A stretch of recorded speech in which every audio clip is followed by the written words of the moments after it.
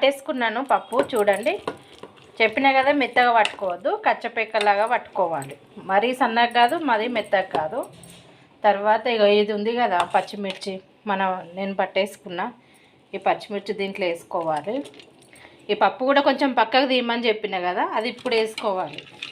ఇవన్నీ వేసుకొని కలుపుకోవాలి. ఎవరికైనా ఇష్టం ఉంటే కళ్యామాకు, కొత్తిమీర అవన్నీ వేసుకోవాలి. మా ఇంట్లో తినరు పిల్లలు, మళ్ళీ ఏరేస్తారు, అందుకోసమే నేను వేయలేదు.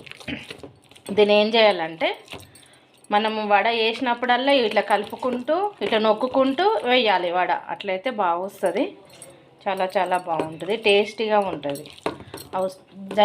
జీలకర్ర వేయని వాళ్ళు ధనియాలు వేసుకోవచ్చు. ధనియాలు వేసి ఇంకా టేస్ట్గా ఉంటుంది. నేను ధనియాలు వేయలేదు. ఇష్టమైతే కామెంట్ చేయండి, ఇష్టం లేకపోతే షేర్ చేయండి, సబ్స్క్రైబ్ చేసుకోండి. ఓకేనా సిస్టర్స్, బ్రదర్స్ అందరూ?